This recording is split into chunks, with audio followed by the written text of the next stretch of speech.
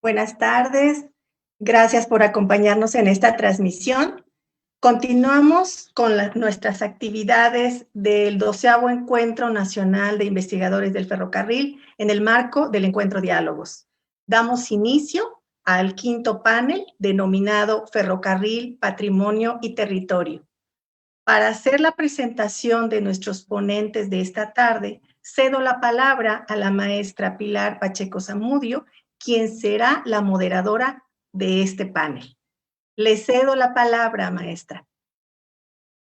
Muy buenas tardes a todos. En verdad es un gusto y una gran satisfacción moderar esta mesa tan interesante, que se pinta muy interesante por la diversidad que tienen nuestros ponentes.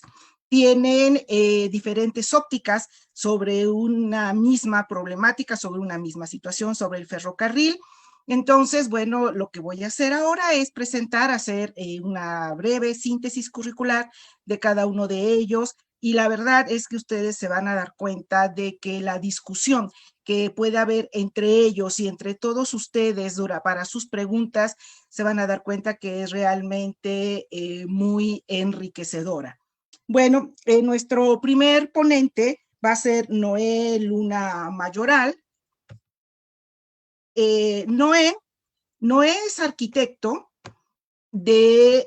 Su ponencia se llama Materiales y Sistemas Constructivos del Camino Ferroviario del siglo XIX. Noé tiene una ponencia muy interesante. Él es arquitecto de profesión y es egresado de la Benemérita Universidad Autónoma de Puebla.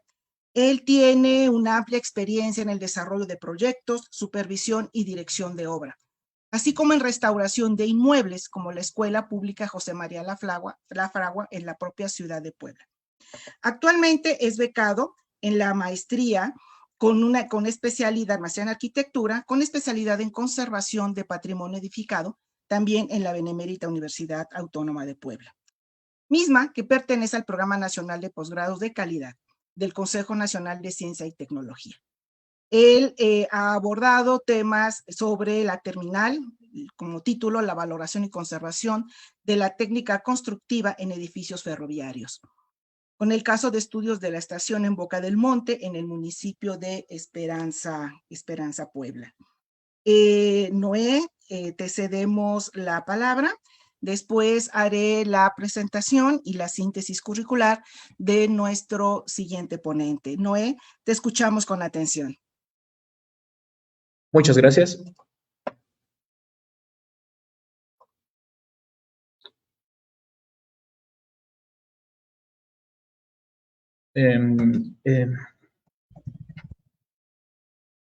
No sé si ya se puede ver mi presentación.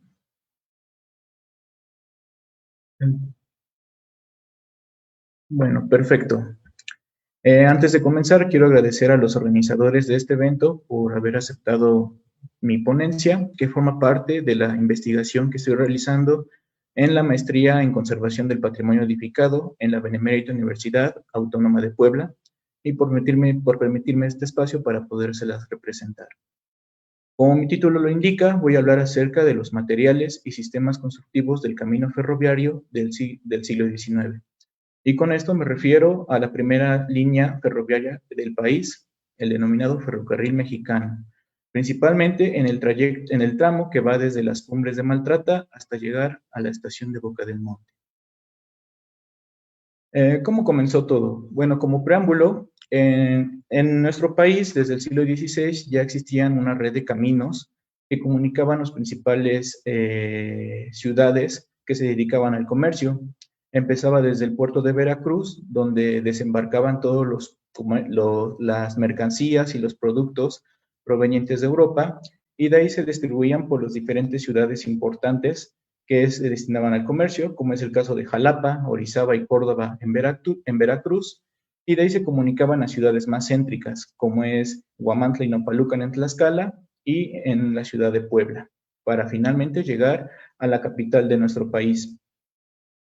La Ciudad de México era el eje central tanto de la política, de la economía, de la cultura, como de diversas cuestiones, en donde tanto regiones lejanas como cercanas convergían para poder desarrollar un comercio que impulsaría el desarrollo económico del país.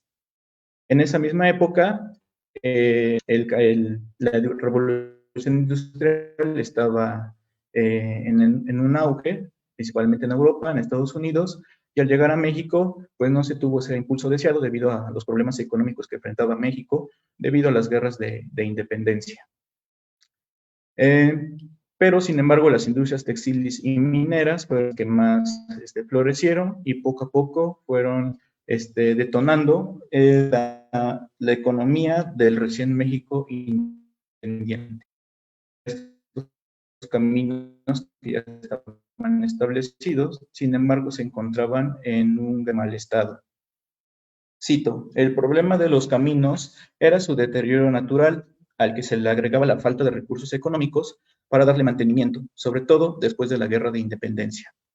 Ante estos problemas, se originó en 1833 una propuesta de construcción de un ferrocarril en México, priorizando la ruta de Veracruz por obvias razones, ya que era la principal vía de comunicación para el comercio en aquella época.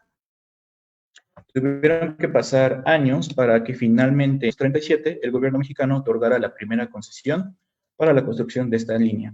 Esta concesión se otorgó al empresario Francisco Arrillaga, un empresario español que se asentó en Veracruz. Eso con el fin de poder empezar a construir esta línea partiendo desde el puerto de Veracruz y con el objetivo de poder conectar con la capital en la Ciudad de México. Bueno, la construcción de esta línea ferroviaria pues no fue nada fácil, tuvieron que pasar por varios obstáculos, entre ellos pues el terreno en donde se erigiría la ruta ferroviaria pues tenía un material arcilloso, eso debido a que estaba en presencia cerca de cuerpos de agua como ríos, lo cual lo originaba que al quitarse este tipo de tierras pues estas aumentaban de volumen y para poderlas trabajar pues ya no encontraban adherencia con el suelo, por lo cual se tenía que esperar determinado tiempo para poderlas utilizar. También el clima tropical que existía en esa región también complicó muchísimo el proceso de construcción. También lo que es aparte del clima, también hubo muchas intervenciones, lo cual obstaculizaron mucho el avance de este proyecto, además de la presencia de lluvias durante casi todo el año. Como los primeros kilómetros, se contrataron ingenieros y técnicos provenientes de Europa, principalmente de Bélgica. ¿Por qué de Bélgica? Porque las primeras locomotoras que llegaron al país, pues eran provenientes de esta nación, aunque también posteriormente se contrataron ingenieros provenientes de Inglaterra. Al igual, los materiales también eran traídos del extranjero, también del continente europeo, hablando principalmente del fierro. Estados Unidos también fue otro proveedor. Desde el estado de Luisiana se mandaba la madera, principalmente el ciprés, para la elaboración de durmientes, así como otro tipo de estructuras, tanto para la línea como para espacios arquitectónicos. México contaba con una buena calidad en maderas, como era el chico zapote o el jabí, pero su costo era considerablemente excesivo. Igual teníamos maderas como era el macayo, el roble y el cedro, pero al tener poca resistencia y baja calidad, pues estas se empleaban nada más para las líneas provisionales, así como los espacios temporales. Cito, la madera en que en aquel clima nos probó mejor fue el ciprés de la Luisiana. Dura tanto como el jabí, no se raja con el sol y tiene un costo comparativamente muy moderado. A la par de la construcción de las líneas, también se construían los primeros espacios arquitectónicos, y con esto me refiero a las estaciones. Los materiales que se emplearon fueron principalmente la piedra para la elaboración de las plataformas, así como el empedramiento de los pisos por medio de lajas, también la construcción de la a partir de la piedra de mampostería, las cimentaciones y los muros principales de las estaciones. También se ocupaba el pizarra, que era un tipo de piedra para la cubierta de estos espacios arquitectónicos, que se asemeja mucho a la teja. En cuanto al ladrillo de barro recocido, también se utilizaba para la elaboración de los marcos, tanto de las ventanas como de las puertas, y también algunos muros interiores del inmueble. La madera, como ya lo había mencionado, se ocupaba para la elaboración de las estructuras a base de vigas, que también se empleaba la madera del ciprés, aunque también pudo haber su volumen de material para construir estas estaciones, pues era menor. Bueno, dentro de los obstáculos que tuvo la creación del ferrocarril mexicano fueron varias, pero aquí denoto algunas de los más importantes. Durante el gobierno de Antonio López de Santana, se otorgaron y cambiaron muchas concesiones debido a los artículos que iban ido variando. En una de las concesiones que se otorgaron, una de las más importantes fue a los hermanos Mozo. A finales de 1855 se logró avanzar 23 kilómetros, de los cuales 15 funcionaban, que partían de Veracruz hasta Tejería, y 8 kilómetros restantes que iban de la Tejería a San Juan, en donde el ingeniero Santiago Méndez, uno de los más importantes en este proyecto, estaba a cargo.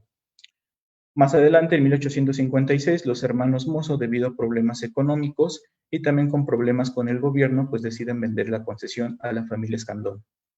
Es aquí un punto importante, debido a que incluso autores como Dirk Buller mencionan que a partir de esta fecha, cuando los Mozo venden su concesión a los hermanos Escandón, esta se le relacionaría íntimamente con la historia del ferrocarril mexicano.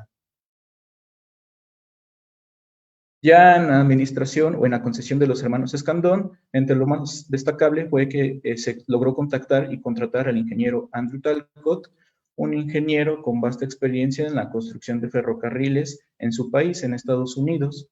Dentro de los trabajos principales que realizó el ingeniero Talcott fue en 1858 la elección de la región por la cual pasaría la línea del ferrocarril mexicano, siendo la ruta de Orizaba la elegible en vez de la de Jalapa, debido a que en la región de Jalapa había problemas de seguridad debido al inicio de las guerras de reforma.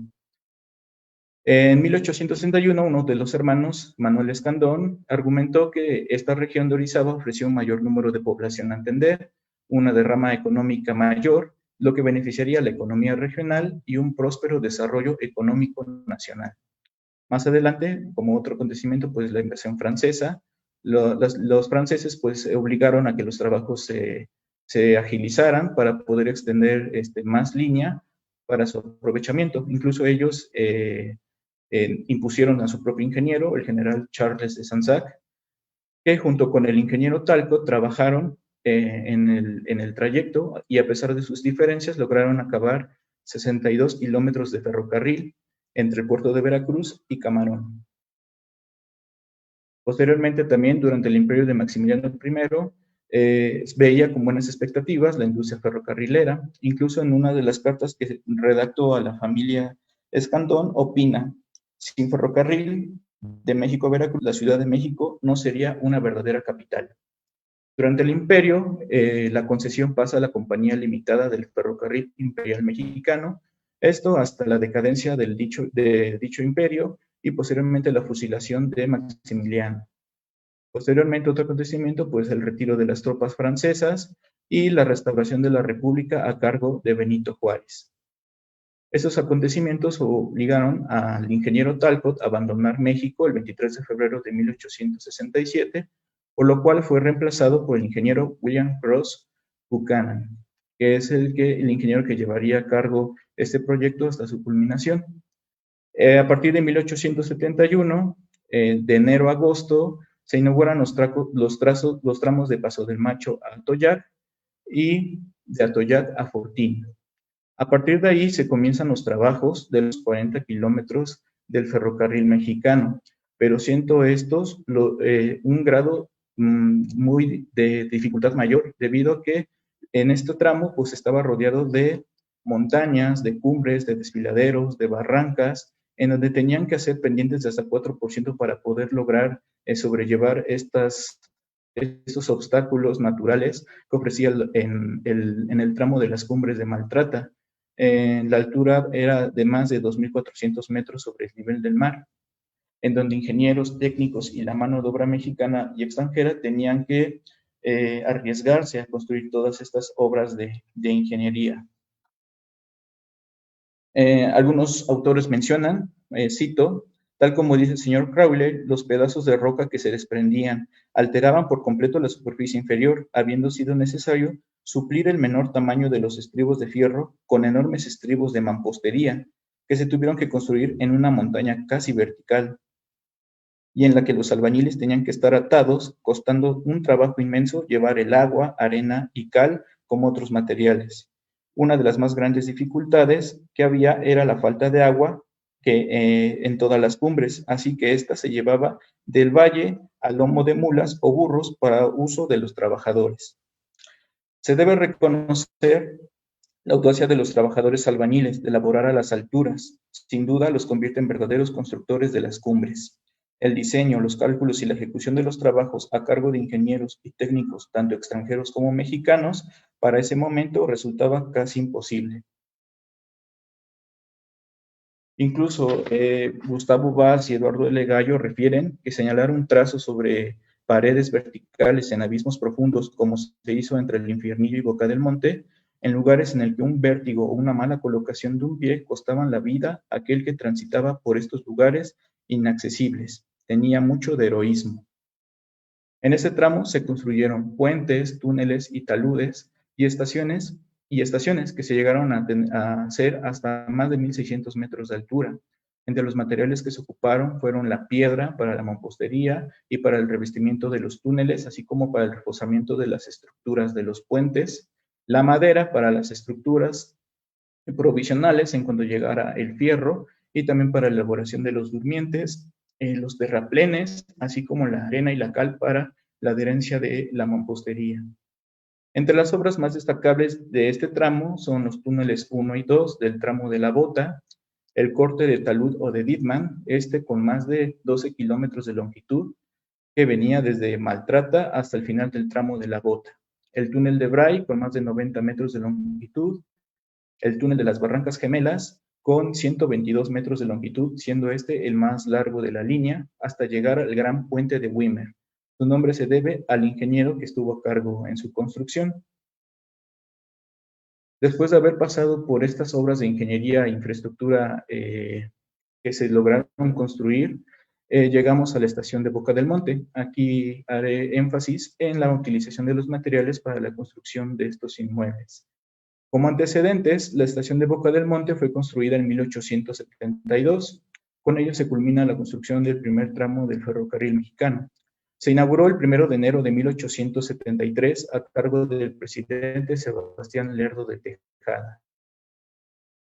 Como mencioné Gustavo Vaz y Eduardo L. Gallo, la estación tiene un tipo provisional y consta de 2 piezas unidas por un corredor cubierto y de un depósito de mercancías.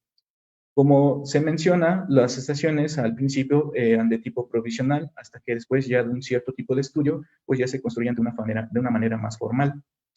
Actualmente la estación cuenta con 4 inmuebles. La estación central, que es el primer inmueble en que se construyó, la casa de sección, que fue la última en construirse, así como el tanque de agua y el cuarto de aceite, que se construyeron a mediados de la década de 1900. Podemos ver en la imagen superior derecha cómo era la estación en la época de su inauguración. En la imagen inferior derecha, cómo se encuentra actualmente, estando la estación en la parte inferior y la casa de sección y el cuarto de aceite se puede ver al fondo, mientras que el tanque de agua se puede observar arriba de la estación.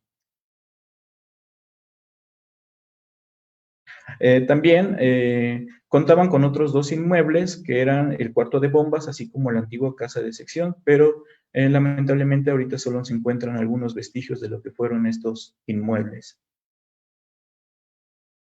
De acuerdo a los materiales que se ocuparon, bueno, en cuanto a los pisos, se ocuparon el cuadrado de barro recocido, esto en el interior de los inmuebles, y eso los podemos encontrar en la casa de sección y en la estación central. Las lajas de piedra se ocuparon en el exterior, en los empedrados de piso de las plataformas, así como el cemento simple que se ocuparon en el cuarto de aceite y en el tanque de agua. Los muros eran a base de piedra para mampostería, como se puede apreciar en el cuarto de aceite. El uso de sillares, estos se utilizaron para la elaboración de la estación central. Los sillarejos eran similares a los sillares, pero de menor tamaño, como podemos ver en las imágenes inferior derecha e izquierda, se puede observar cómo se empezó a construir el tanque de agua, en donde se traía la piedra y los trabajadores tallaban para poder darle forma singular a estos elementos para poder erigir este inmueble, que tiene una forma singular, ya que su base pues, tiene un mayor diámetro y conforme va erigiéndose, pues va disminuyendo ese diámetro. También se utilizó el ladrillo de barro recocido para la elaboración de marcos para las puertas y las ventanas, así también como para elementos de muros en el interior de los inmuebles. Lo podemos apreciar en la casa de sección, en el cuarto de aceite y en la estación central. Y los morteros a base de cal y arena para poder adherir estos materiales.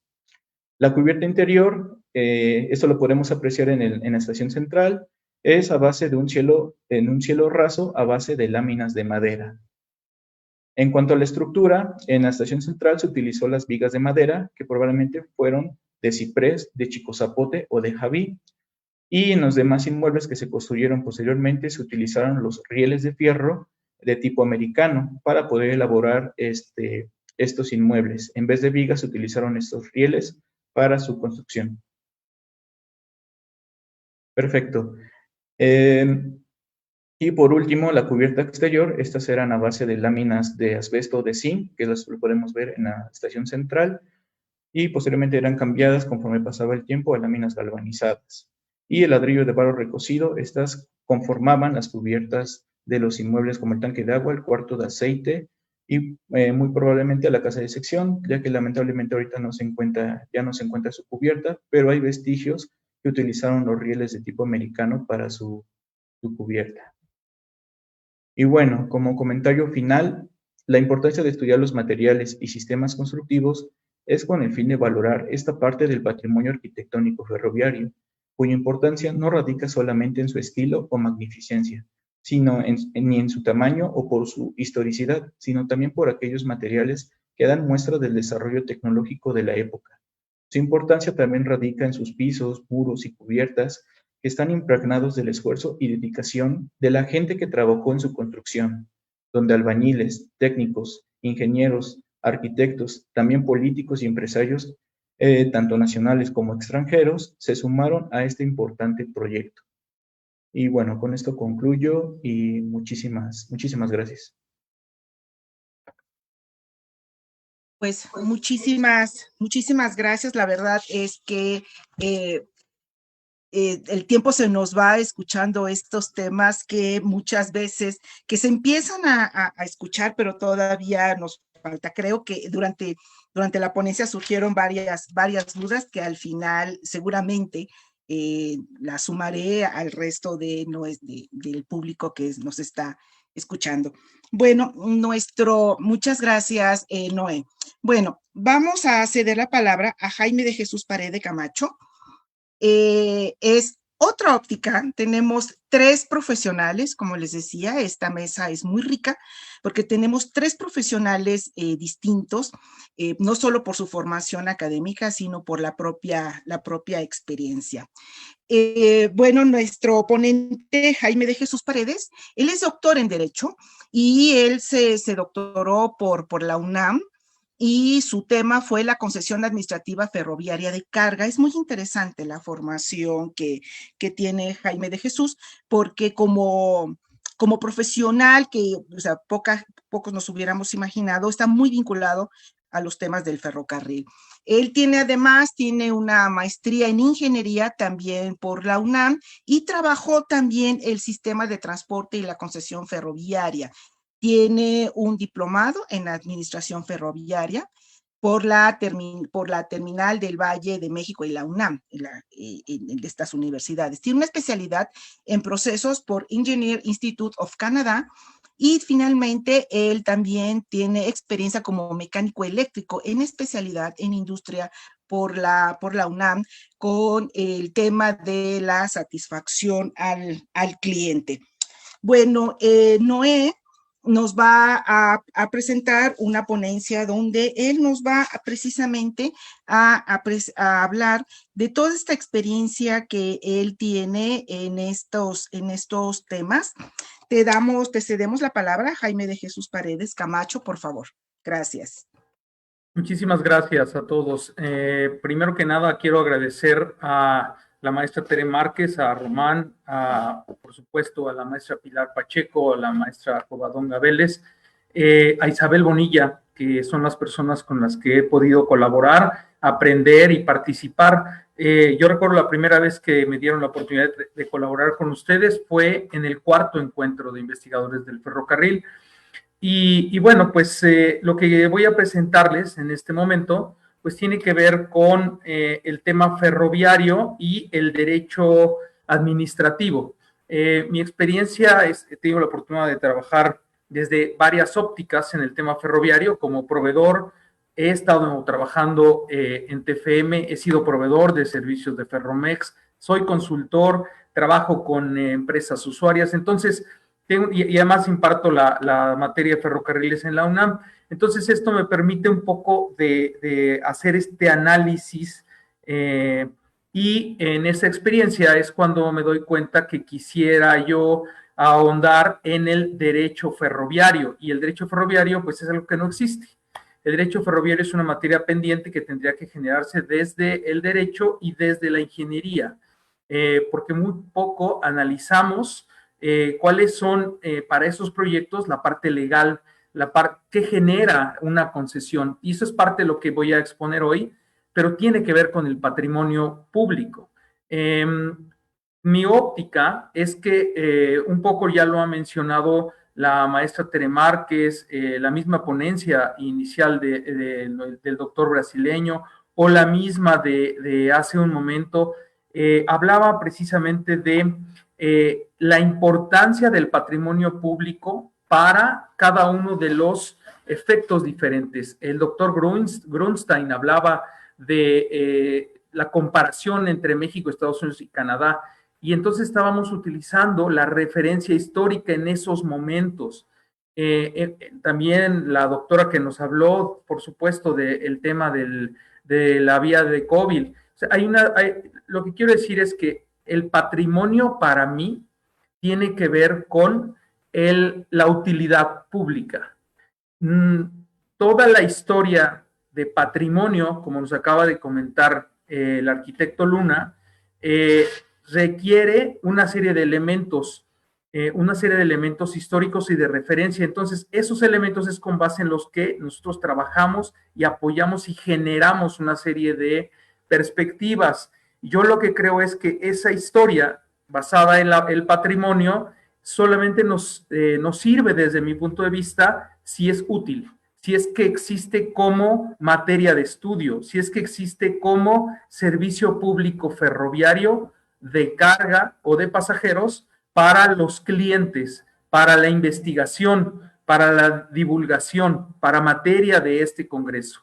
Entonces, desde ese punto de vista me voy a permitir hacerles esta presentación, compartirlas con ustedes, por supuesto, y la hemos titulado, bueno, el patrimonio ferroviario incluido en los derechos y obligaciones de 3 elementos: usuarios, concesionarios y el Estado. Entonces, desde ese punto de vista, creo que es importante pues mencionar sobre todo 3 elementos que son muy importantes, pero repito, me baso en que para mí el patrimonio público es igual a la utilidad del servicio. Nos puede servir una estación, sí, pero hoy que está concesionada debe reflejarse en utilidad para las cadenas de suministro que están empleando el ferrocarril y hoy están haciendo entregas o recepción de mercancía vía ferrocarril en las cadenas de suministro de manera global, porque el ferrocarril mexicano se conecta, como ya sabemos, en Estados Unidos, Canadá y México. Entonces, con esta perspectiva parto y puedo decirles que ante el Estado, las concesiones, que hay varios tipos, ahondaré un poco de esto y el documento lo hace mucho más claro, que hay 3 elementos que son los elementos subjetivos de la concesión. 1 es la administración pública, 2 son los concesionarios y 3 son los usuarios. Es decir, los 3 están unidos de una manera simbiótica. Si la administración pública y los concesionarios no atienden a los usuarios, entonces va a haber un efecto que no va a hacer que crezca ninguno de los 3, o al revés, si la administración pública y los usuarios no atienden al concesionario, pues tampoco crecerían. Entonces hay una relación simbiótica en este sentido. Y dentro de este análisis, pues se encuentran los derechos y obligaciones para que todo el sector crezca. Pero de verdad hago este énfasis. Es importante que analicemos cualquier parte del derecho a utilizar el ferrocarril, a dar el servicio o a reglamentarlo. Necesitamos conocer los derechos y obligaciones. ¿Para qué? Pues para darle utilidad al patrimonio, para que nos sirva. Entonces, la administración pública cuenta con el derecho de competencia, la COFESE y la Agencia Reguladora de Transporte Ferroviario. Por otro lado, los concesionarios están asociados a través de la Asociación Mexicana de Ferrocarriles y los usuarios podrían asociarse. Hoy se encuentra la ANTP, Asociación Nacional de Transporte Privado, cuenta con clientes muy grandes. Creo que ahí está faltando todo el desarrollo para clientes chicos y medianos. Hay algo que se llama dentro del derecho de derechos humanos, los derechos colaborativos, es los derechos de los comunes. También existen defensas jurídicas y nos está faltando un poco de política pública, es decir, trabajar en conjunto todos. Bien, con esta óptica voy a explicar un poquito lo que es el servicio público, porque el servicio público es con el cual se basa en el patrimonio para ofrecer esta utilidad. Entonces, el servicio público, como se da en una concesión y se da a un tercero, el cual es una empresa privada, se le llama servicio público o impropio o virtual, porque el Estado nada más es el que lo reglamenta y la Administración Pública Federal debe ser siempre el responsable de ofrecer ese servicio a los usuarios. Hasta 1995 lo hacía el Estado porque era una actividad estratégica para el Estado. Y después de 1995 ya se convierte en una actividad prioritaria y se modifica el artículo 28 constitucional. Es lo que permite que se haga que el Estado dé el servicio a través de una concesión. Los usuarios pueden ser personas morales, nacionales, multinacionales, hoy globales, por supuesto, y el Estado, a través de que ya es una actividad prioritaria, puede emplear el elemento de la concesión, y esto genera a un concesionario. Entonces, el concesionario es el que ofrece el servicio a los usuarios, pero en nombre del Estado. O sea, no son dueños los concesionarios actuales de la vía. Hay una serie de reglas y hay un tiempo.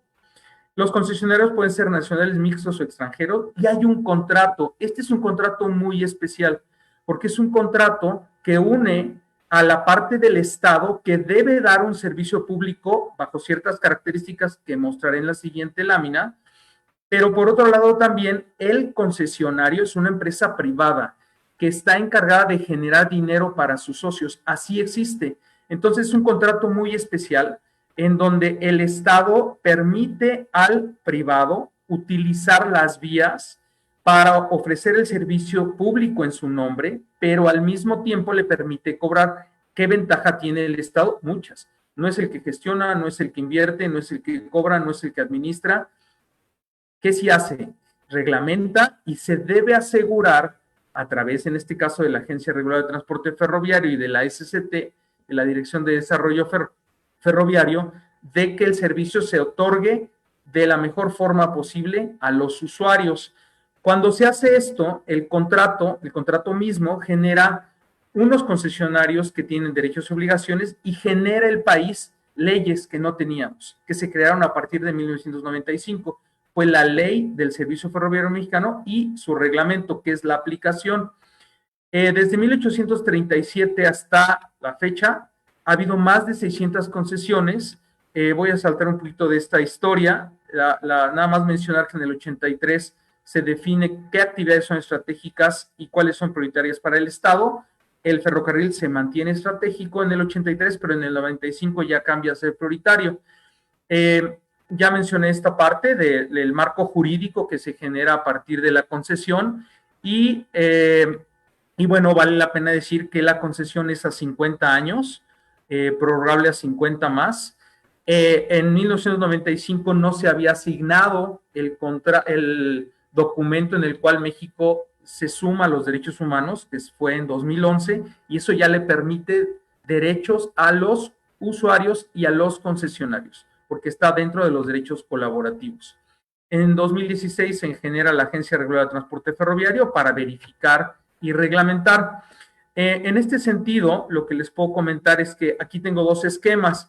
El concesionario es el que da el servicio público virtual, que ya expliqué por qué, y el Estado, los dos se unen para ofrecer este servicio a los usuarios. ¿Cómo debe ser esta concesión? El servicio para el concesionario debe ser general, que llegue a todos, que sea uniforme, que no haya discriminación, debe ser regular y se refiere a que hay un reglamento. Se debe de prestar de manera continua, obligatorio y tiene que ser permanente, es decir, si hay una necesidad debe satisfacerse. Por eso, cuando el Chiapas-Mayab devuelve la concesión, que por cierto habría que hacer alguna revisión legal de cómo se dieron estos temas, por eso lo toma el Estado y se lo da a que lo atienda Ferrocarriles Nacionales de México en liquidación. Y el último punto sería la gratuidad o pago. En este caso, la concesión sí establece un pago. El contrato contiene ciertas cláusulas en las cuales se explicaron desde el pliego del concurso público, en el cual el concesionario tiene que hacer inversión, tiene que gestionar, tiene que dar el mantenimiento y además cobra el servicio público. Por otro lado, ¿qué hace el Estado? Sigue siendo el propietario del patrimonio, porque es a través del cual, con esta óptica, da la utilidad pública. Y entonces es cuando el Estado tiene que asegurarse a través de reglamentar y de la ley del servicio ferroviario, es el momento en el que puede validar que este patrimonio continúa siendo vigente a través de la utilidad que le ofrece a los clientes, a los usuarios, chicos, medianos y grandes y a todos. El contrato dentro de las cláusulas habla de que es a 50 años, prorrogable a 50 más, y un punto muy importante. Hay una exclusividad durante los primeros 30 años, salvo hay un caso pequeño ahí de Ferromex.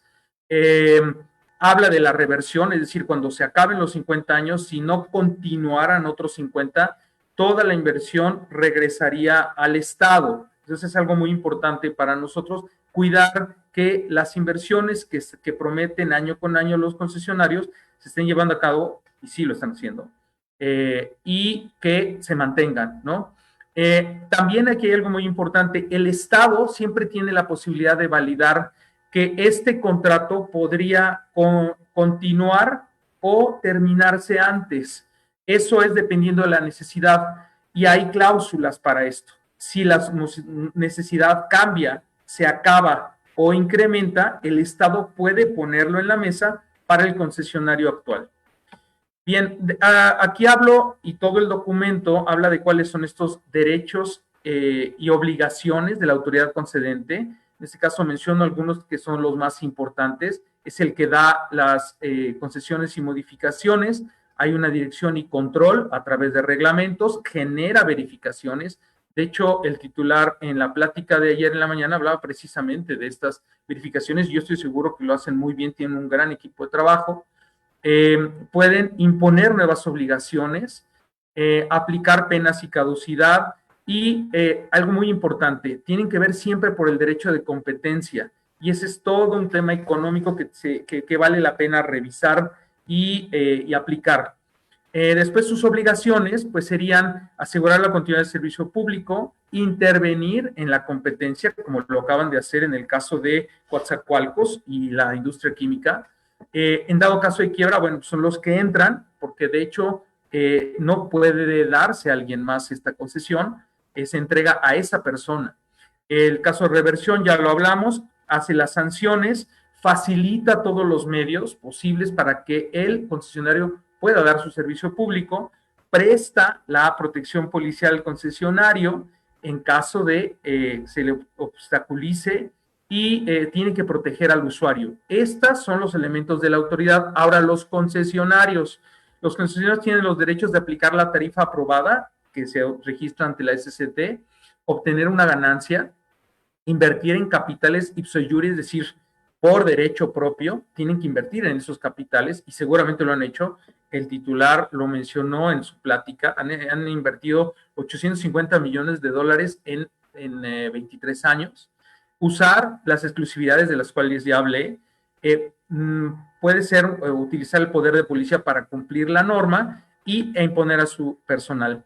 Y sus obligaciones serían aceptar su obligación como colaborador del Estado en otorgar el servicio público, ejecutar la concesión, prestar el servicio de forma regular y continua, cuidar los bienes concesionados, dar el servicio y obtener una remuneración, demostrar a la administración pública que cuenta con los recursos técnicos y en caso de que la autoridad modifique la concesión, bueno, pues tendría que valorarlo, ¿no? ¿Esto qué quiere decir? Que todos los elementos que ya invirtió podrían regresar, es más, deberían regresar al Estado, ¿no? En su inversión. Y los usuarios que tienen, pues los usuarios aplican todos los requerimientos que les piden para hacer,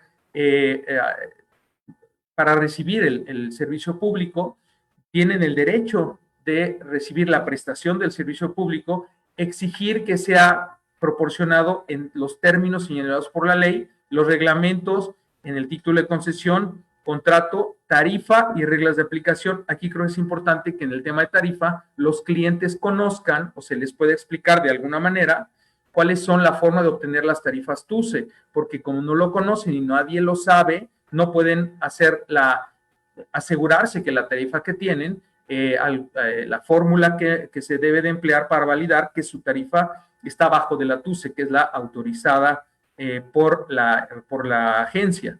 Entonces, es importante que esto se valore. Finalmente, ante la prestación del servicio público defectuoso, pues si tienen derecho de iniciar una acción legal y en la misma agencia y reglamento lo prevé, en el documento viene, y pueden asociarse, ¿no? Finalmente, las obligaciones serían registrarse en el padrón de usuarios del concesionario, pagar una retribución económica, cumplir con la ley y con el reglamento ferroviario. Como ya no tengo más tiempo, nada más voy a exponer aquí muy rápidamente todos los que son las grandes oportunidades que tiene el sector ferroviario, y aquí se los dejo, se los pongo para que lo puedan observar o, en su defecto, entrar al documento y observarlo.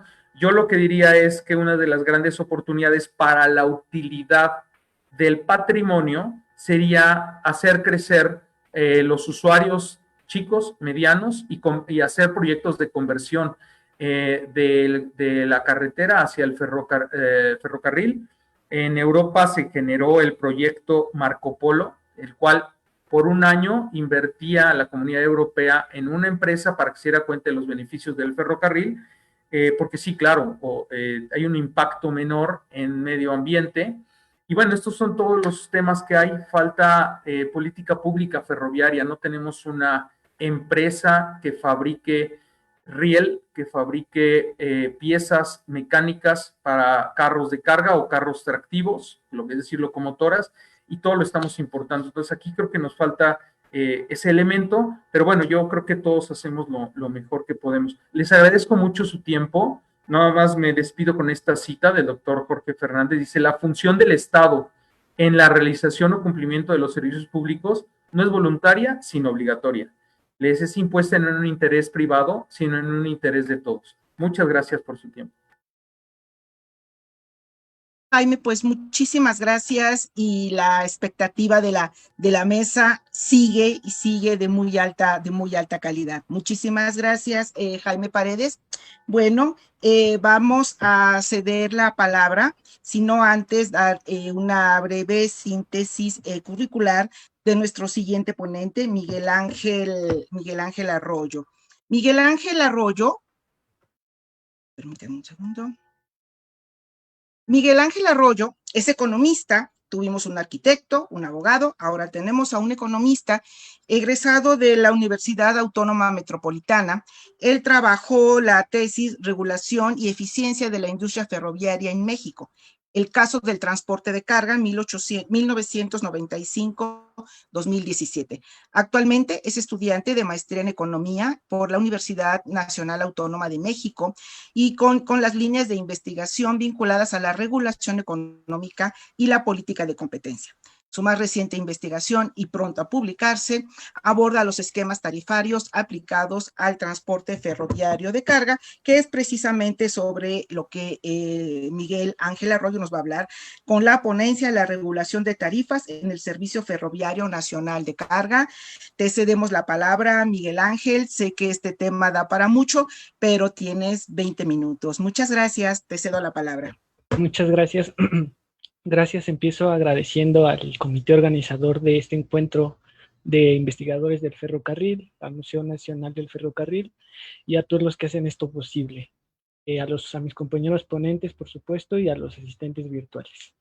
Voy a compartirles una presentación.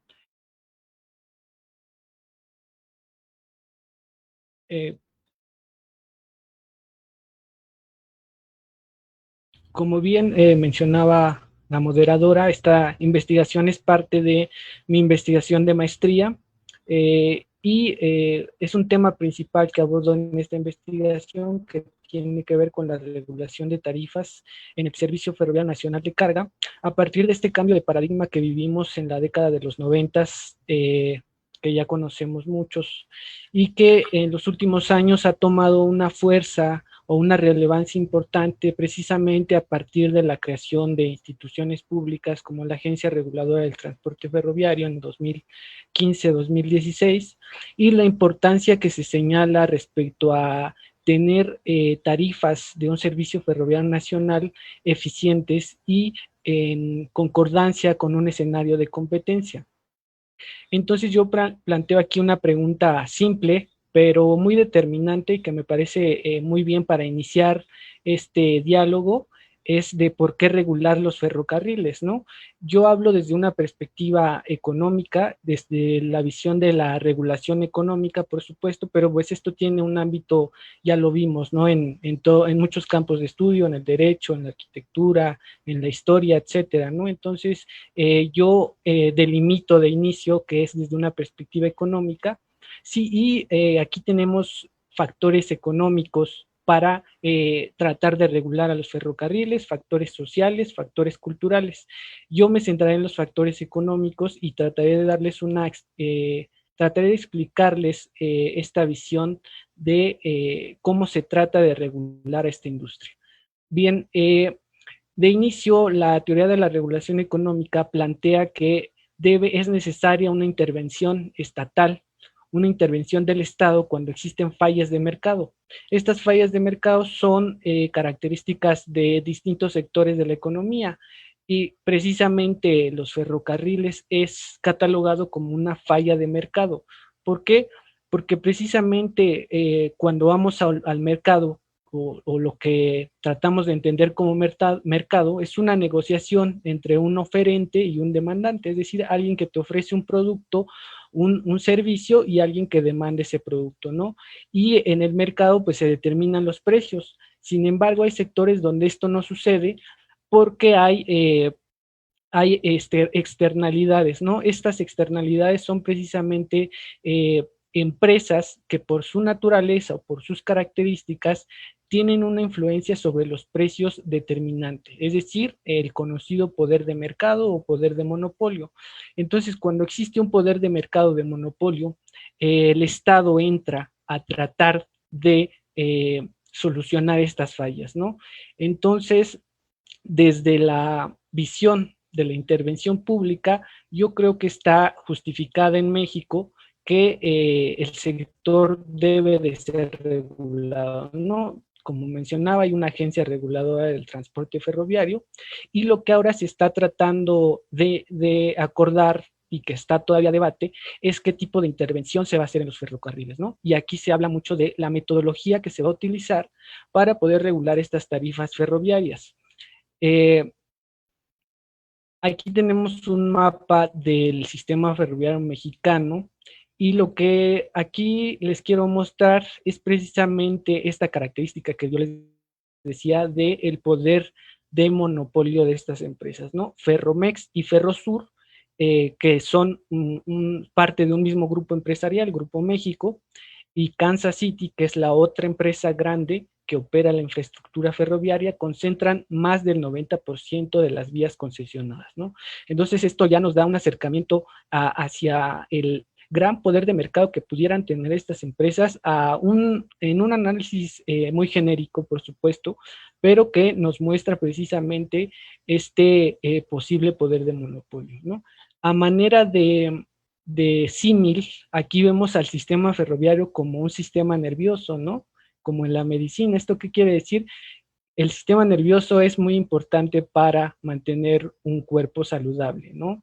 En la economía de un país, mantener un sistema de transportes eficientes, un sistema de transporte eficiente también es saludable. Si los ferrocarriles o las llamadas infraestructuras básicas, el transporte, telecomunicaciones, energía, etcétera, no funcionan, pues tenemos como resultado crecimiento económico muy deplorable, ¿no? Y lo hemos estado viendo precisamente en los últimos años, de que el crecimiento económico está estancado, y esto no es casualidad, ¿no? Con los ferrocarriles, ¿no? Que no tienen un crecimiento tampoco muy exponencial en los últimos años, y que nos da una idea de que existe algún problema que no tratan de ser eficientes en las tarifas y de los elevados precios del costo del transporte. Esto es importante porque la industria del transporte ferroviario está muy conectada con el resto de la economía. Ya lo mencionaban anteriormente en la ponencia del doctor Paredes, que es un sector económico prioritario, ¿no? ¿Esto qué quiere decir?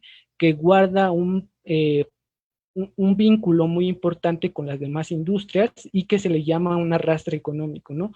¿Qué empresa no necesita del transporte? ¿No? Pues prácticamente todos, hasta el comercio electrónico, ¿no? Entonces, eso nos da una idea de que es también muy importante señalar que las herramientas que se utilicen para formar esta política pública de regulación de tarifas tiene que tomar en cuenta todas las características del sistema ferroviario, ¿no? Como les mencionaba al inicio, la regulación económica pretende solucionar las fallas de mercado. Y una falla de mercado, hay varias fallas de mercado, entre ellas los monopolios naturales. Y precisamente los ferrocarriles también guardan una definición similar a lo que es un monopolio natural. Un monopolio natural es aquella empresa que por sus características parece que la competencia económica no es factible, no es necesaria, porque una sola empresa puede brindar el servicio de transporte a grandes poblaciones, ¿no? A todo un país, por ejemplo, se puede decir, y a esto se le conoce como economías de escala. Entonces, en ese sentido, lo que se trata es instaurar un esquema, una metodología que se preocupe por reducir ese poder de monopolio o ese abuso de dominancia, como se le llama técnicamente, a través de un esquema que permita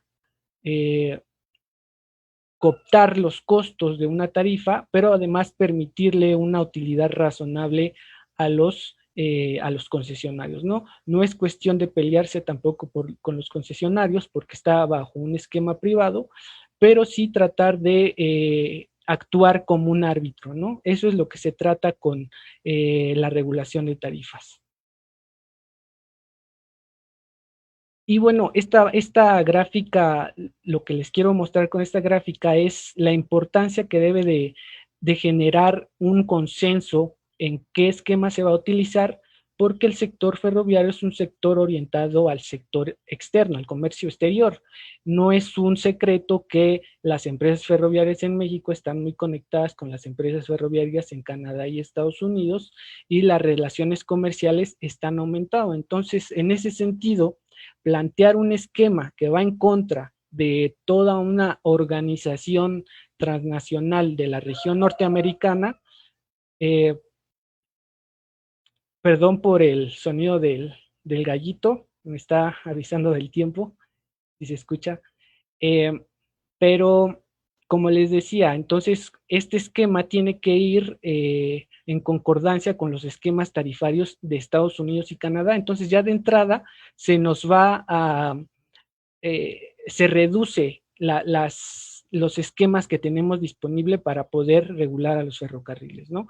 También aquí se muestra unos sucesos a lo largo del tiempo que han marcado tendencia en el Sistema Ferroviario Nacional de Carga. En el 94, la entrada del Telecán; en el 96 y 97, precisamente cuando se privatiza el sector; en 2005, la fusión de Ferromex-Ferrosur, que da más aumenta precisamente el índice de concentración de las empresas, ¿no? Y en 2008-2009, la gran recesión, que también afecta mucho al sector ferroviario, precisamente porque mucho de su comercio es con el mercado exterior, más del 80%, y pues estamos pendientes de lo que suceda en esta crisis que estamos viviendo actualmente, para ver el golpe que se tiene, ¿no?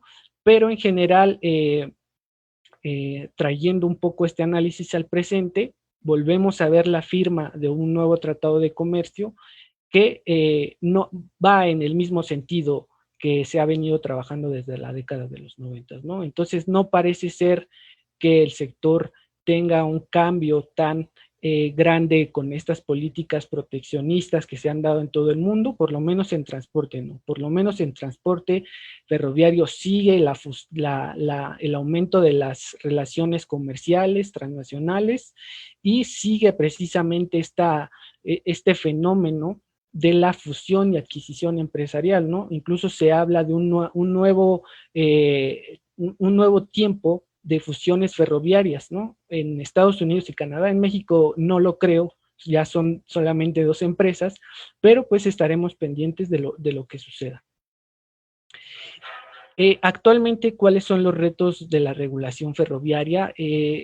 Como les mencionaba, es un tema muy reciente. En 2017, la COFECE da el primer inicio de un intento de regular a estas empresas a través de un estudio de competencia efectiva. Desde el 2017 ya se había dado un dictamen de que no existía competencia efectiva en los ferrocarriles. Sin embargo, no es hasta el año pasado que se da precisamente una orden de la COFECE para investigar por qué no existe competencia económica en 20 rutas de origen-destino con dirección a Veracruz, que se localizan más en las líneas en verde, que son de Ferrosur. Casi todas van en esa concesión, ¿no? Entonces, está pendiente de ver cómo se va a tratar de reducir ese malestar de la competencia, de la falta de competencia efectiva, ¿no? La competencia efectiva es un concepto técnico de la COFECE que se refiere a cuando un concesionario ferroviario no tiene un competidor dentro del mismo modo de transporte, es decir, intramodal, pero tampoco tiene competidores de otros modos de transporte, como pueden ser el autotransporte o otros modos de transporte, ¿no? Entonces, ¿qué quiere decir? Que los usuarios de esas rutas están cautivos de los precios que estos concesionarios puedan imponerles, ¿no? A voluntad.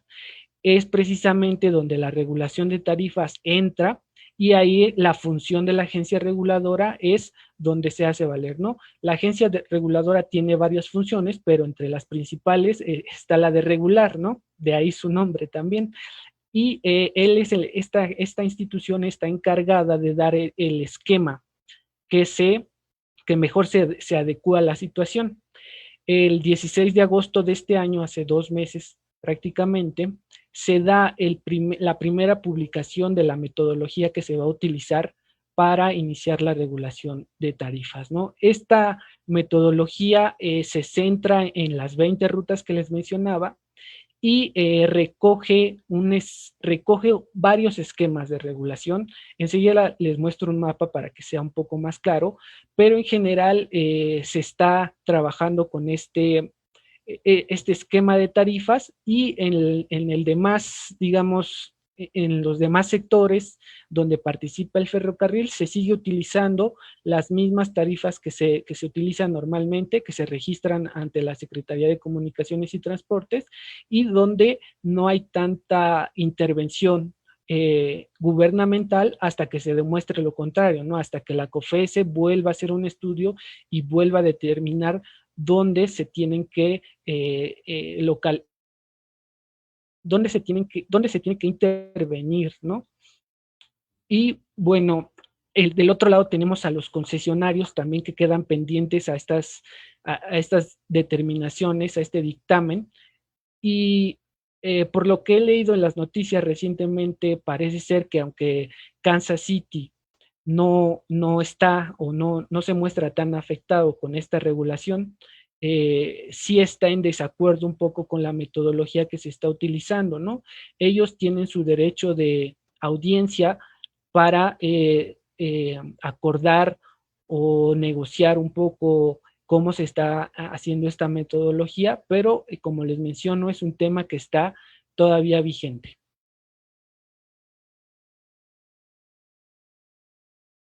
Este es el esquema que les mencionaba de las formas que existen de regulación de precios. Pues sí hay una gran variedad, ¿no? No les voy a explicar todos porque nos llevaría mucho tiempo, pero lo que quiero aquí señalarles es que la metodología que utiliza la agencia reguladora, por lo menos en mi opinión y en mi análisis que he hecho en estos últimos años, parece ser una metodología que se parece mucho a la tasa de retorno, que es esta, en azul, Rate of Return, la tasa ROR, que es un estudio de Albert Johnson de 1963, un estudio de economía, de organización industrial, y no es casualidad tampoco porque en la página de la agencia, incluso en sus justificaciones dicen que es un esquema que recoge las prácticas internacionales de Canadá, Estados Unidos y Brasil, y en Canadá parece aplicarse esta forma de regulación de tarifas, ¿no? Entonces hay que estar pendientes a esta metodología que se utiliza y en los comunicados que se lancen próximamente, ¿no? Y finalmente, ¿cuáles yo localizo como los retos del sector actualmente? Bueno, pues es cumplir con los objetivos constitucionales.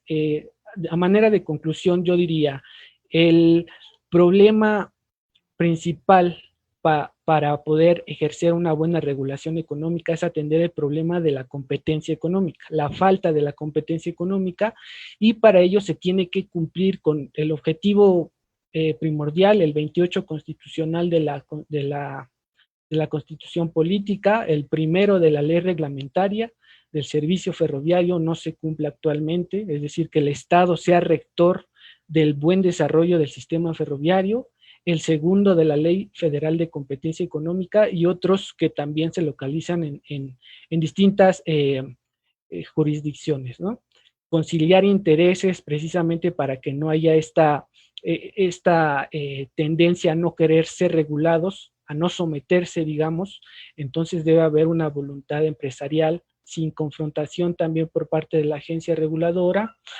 También está el reto de la autonomía institucional de los organismos constitucionales autónomos, que es un debate público abierto, sujeta a escrutinio público, a la prueba pragmática, es decir, a que estas instituciones logren resultados palpables a los usuarios del transporte.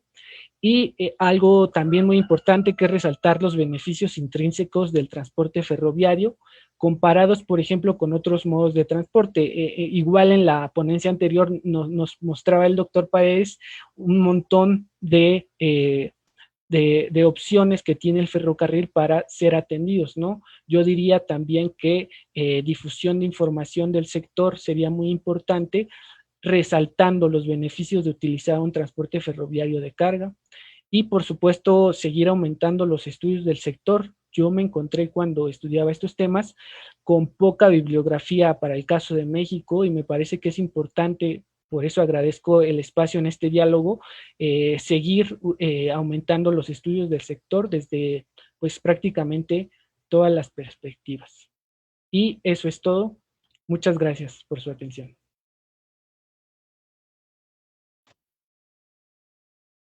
Miguel Ángel Arroyo, muchísimas gracias por la presentación. Bueno, voy a hacer una síntesis para dar muy rápida porque tenemos bastantes preguntas y comentarios. Como decía al inicio, tenemos o acabamos de tener una mesa muy rica con 3 ópticas, con 3 profesionales que abordan cada uno sus temas de una manera muy especializada. En primer lugar, la ponencia de Noé Luna Mayoral, él nos habla de todo este proceso constructivo desde su óptica de arquitecto, con todo el trazado, todos los materiales, la fuerza de trabajo que se utilizó en este tramo de construcción en la zona de Boca del Monte, y los que tienen la oportunidad de conocer la región se podrán imaginar lo agreste y lo difícil y la dificultad que implicó aquel proceso constructivo.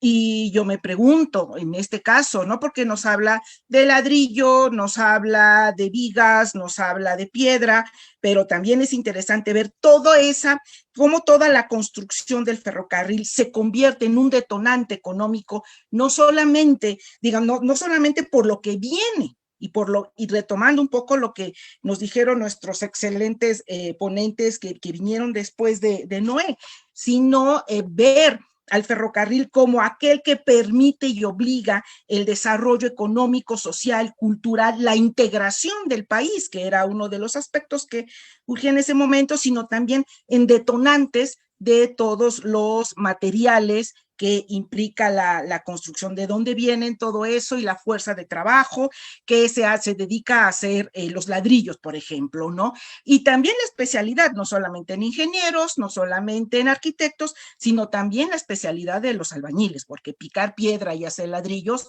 no lo hace cualquiera. Después tenemos la ponencia tan interesante de nuestro abogado. La verdad que me encanta tener un abogado en una mesa, porque los abogados tienen mucho que aportar, y en esta mesa el doctor Jaime Paredes, que nos habla del patrimonio ferroviario, incluidos los derechos y obligaciones de los usuarios. Cuando hablamos de ferrocarril, y aprovecho para hacer una presunción de nuestro, y digo nuestro porque soy mexicana, soy poblana, soy historiadora, y el acervo documental del CEDIF tiene un registro de memoria del mundo de UNESCO, es patrimonio. Y escuchar hablar del patrimonio y de lo que nos habla Jaime Paredes, de pensar en el patrimonio ferroviario como algo que se tiene que utilizar. Y eso es uno de las características y de las necesidades de que, por ejemplo, UNESCO da para otorgar registros no solamente a nivel documental, sino en general a nivel constructivo, a nivel de sitios. Tiene que ser utilizado. Y aquel o aquellas instituciones o personas que tengan en su haber patrimonio cultural, como la receta del mole, los chiles en nogada, la comida como patrimonio, la comida poblana como patrimonio, pues tenemos la obligación de conservarlo, de preservarlo, pero no como algo que se observa, como algo que se admira, sino algo que debe ser útil y que debe de dar un beneficio social, no solamente en el que lo está utilizando de manera inmediata, como aquel que se sube a un ferrocarril o da carga, sino aquel también que hacia futuro, ¿sí? Una de las atrocidades que el mundo ha vivido es la destrucción de los elementos de patrimonio, de los elementos de identidad, porque el patrimonio finalmente nos permite la identidad. Entonces, toda esta pensar en los concesionarios, de lo que nos habla Jaime Paredes, es muy interesante porque además él nos habla de la gran cantidad de concesiones que él ha ido sumando a lo largo desde el siglo XIX.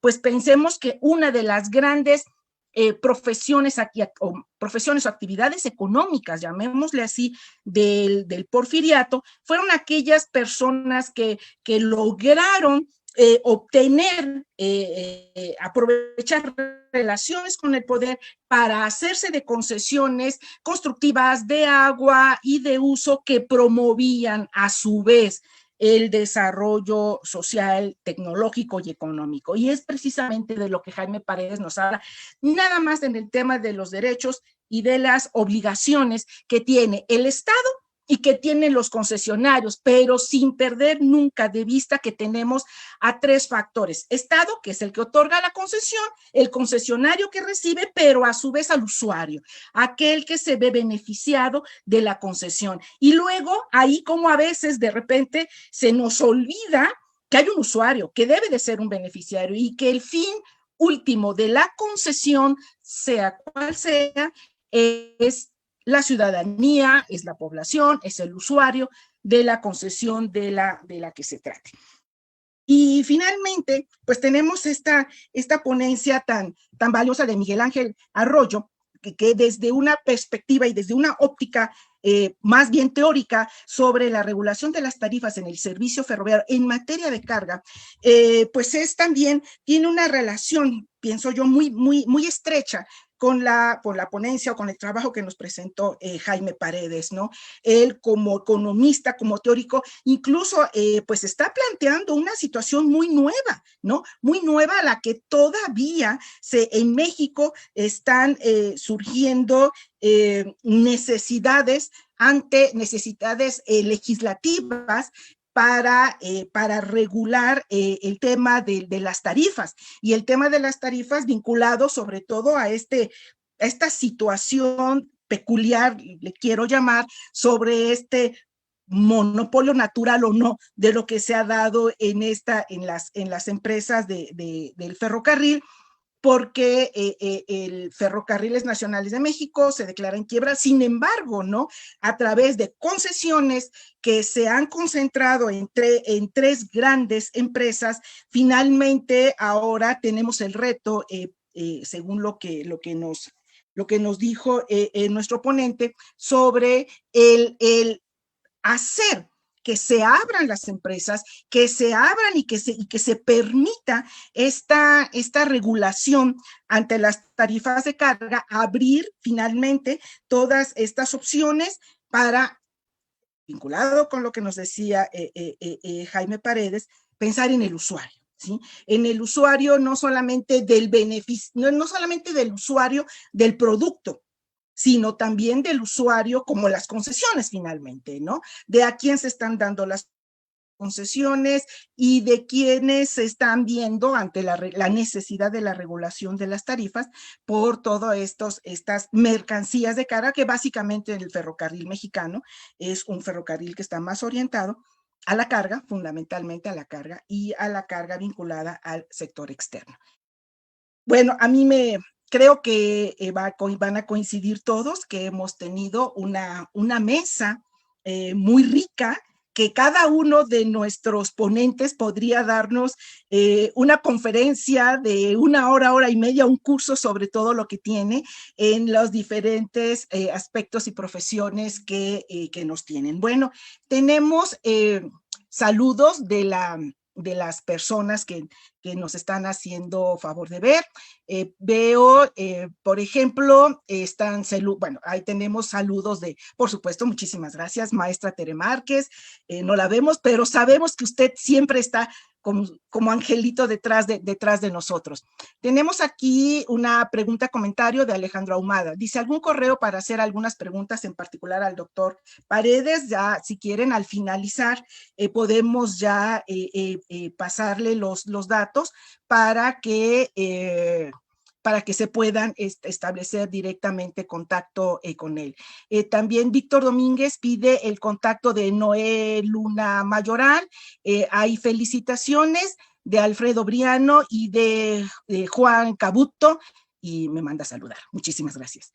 Pues no sé si tenemos alguien más, preguntas, comentarios que se puedan agregar, o si alguno de ustedes, ya que están íntimamente relacionados, quisieran agregar o alguna precisión de esto, que entre sí, ustedes, seguramente entre ustedes tendrían comentarios que hacerse. Tenemos 15 minutos para darle la palabra a nuestros ponentes. No sé si quieren, empezamos en el orden de aparición. Noé. Claro que sí. Muy interesante las ponencias que se presentaron por parte del doctor Jaime y de Miguel Arroyo sobre diferentes perspectivas. De un lado por el lado de la economía, el lado del derecho y también, bueno, en mi caso de la arquitectura, y cómo van relacionándose entre sí con el fin de un tema, el caso del ferrocarril, para darle importancia desde distintos puntos de vista, diferentes perspectivas, con lo cual, pues, todo esto se conjunta por un bien común, por el de preservar todo este patrimonio rico en cultura, en historia, también en el impulso de la economía nacional, así como también en otros diversos temas que anteriormente, ponencias anteriores, pues se han presentado.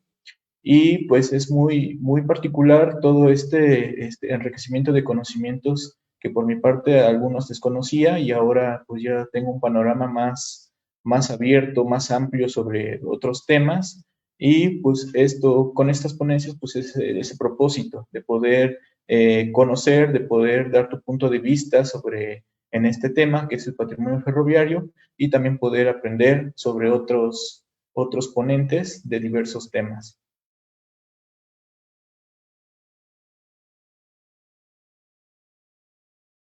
Jaime de Jesús, ¿quieres comentar algo? Sí, muchísimas gracias. Primero agradecer, por supuesto, a mis compañeros en la mesa de discusión.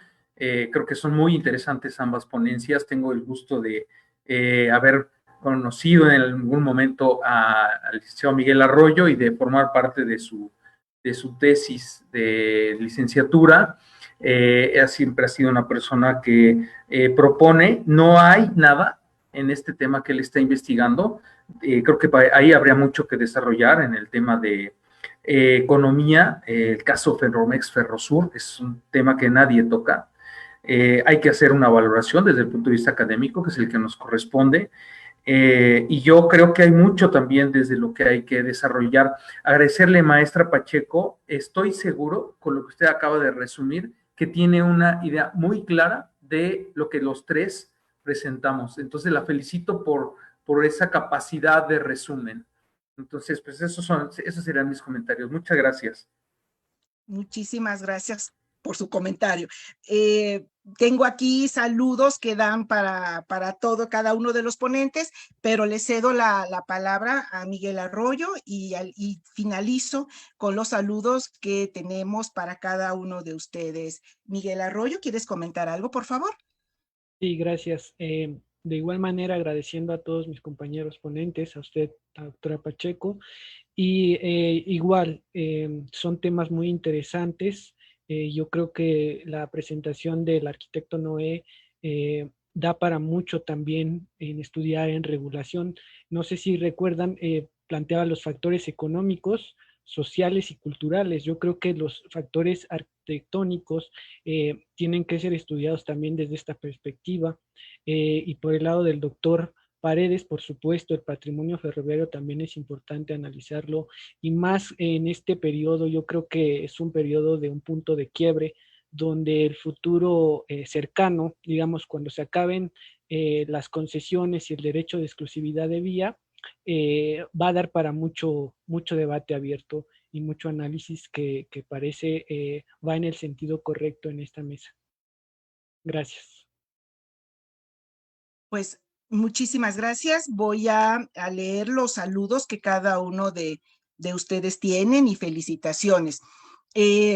Saluda a María Elena Ramírez, Adelina Vázquez Martínez, Ignacio González, Beto, LC, Eva Trujillo, Carlos Reyes Atencia, Sandra Segura Vázquez, Ignacio González, Sandra Sánchez, José Antonio Ruiz Jarquín, Verónica Lerma, Andrea Baños, Ángeles manda saludos a Jaime Paredes, Mónica Luna, tenemos, dice Ángeles Fernández Murciño, saludo especialmente al doctor Paredes, Camacho, y por supuesto saluda a la maestra Tere Márquez.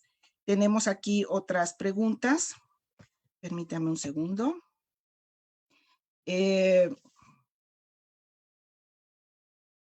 El Víctor Domínguez pide el contacto de Noé Luna Mayoral, felicitaciones de Alfredo Briano, y Juan Cabuto me manda saludos, muchísimas gracias, claro que sí, me acuerdo muy bien de usted, señor Cabuto, cuídese mucho, gracias.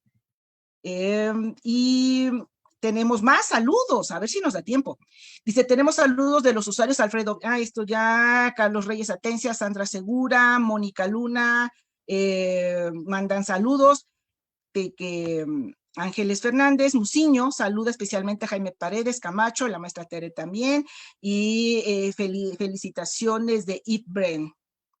Déjeme ver, tenemos más, tenemos bastantes, ha sido una mesa realmente muy, muy rica gracias a nuestros ponentes y felicitaciones.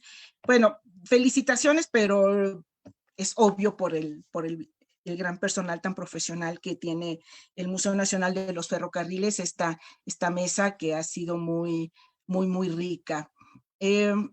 Tenemos saludos, creo que ya son todos porque algunos se me están repitiendo.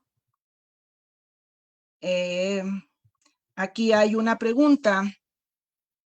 Dice Alejandro Ahumada, las líneas abandonadas que no usan las líneas como la de Coahuila-Durango, que ya no hay vías, ¿a quién le pertenece ahora los terrenos? ¿Será algo vinculado con concesiones? Repito, Alejandro Ahumada es quien hace la pregunta. Las líneas abandonadas que no se usan, como la de Coahuila-Durango, que ya no hay vías, ¿a quién le pertenecen ahora los terrenos o a quién le podrían pertenecer los terrenos? ¿Alguno de ustedes podría hacernos el favor de atender la pregunta? Sí, con mucho gusto. Se llaman vías en desuso y estas vías, lo único es, hay dos tipos de vías en desuso, aquellas que no fueron concesionadas y entonces sigue siendo patrimonio de la nación y se encontrarían dentro de el registro ferroviario de Nacionales de México en liquidación. Y por otro lado, aquellas vías que sí se dieron en concesión, pero que eventualmente ya no tienen servicio porque la industria se fue, porque ya no están moviendo, por alguna razón, ¿no? Habría que hacer toda una evaluación en ese sentido. Entonces, esas vías en desuso, si no han sido devueltas por parte de los concesionarios a la SCT, que hay que hacer toda una carta y un documento, siguen teniendo la obligación los concesionarios de mantenerlas vivas, es decir, en mantenimiento. Entonces, bueno, por ejemplo, las vías en desuso, que son vías verdes, pues son aquellas vías que ya no se empleaban y los concesionarios la devuelven y lo toman eventualmente algunos otros amigos del ferrocarril o asociaciones civiles para poder darle un uso. Pero eso serían como todas las vías en desuso. Hablando de terrenos, pues no hay un terreno, en realidad el tema de terrenos es un tema muy, muy peculiar, que no nos daría tiempo de hablar ahorita de él, ¿no? Nada más serían las vías en desuso.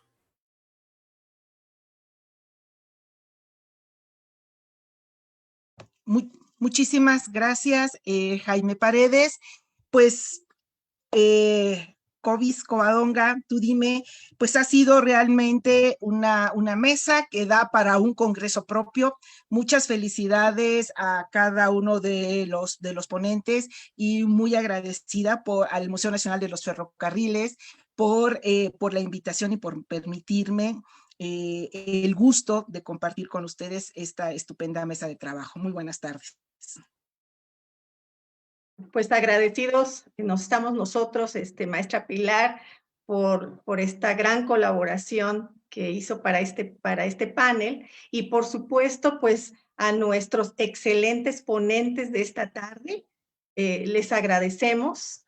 Y bueno, pues no quiero cerrar esta transmisión sin antes pues invitar a quienes nos están viendo y escuchando en este momento para que nos acompañen el día de mañana. Mañana tenemos ya la 5ª jornada del 12º Encuentro Nacional de Investigadores del Ferrocarril, y vamos a comenzar mañana a las 10 de la mañana con una conferencia titulada La relevancia del rescate de la memoria ferrocarrilera del doctor Camilo Contreras Delgado. Así que están todos cordialmente invitados y los esperamos. Que pasen una excelente tarde todos. Hasta luego.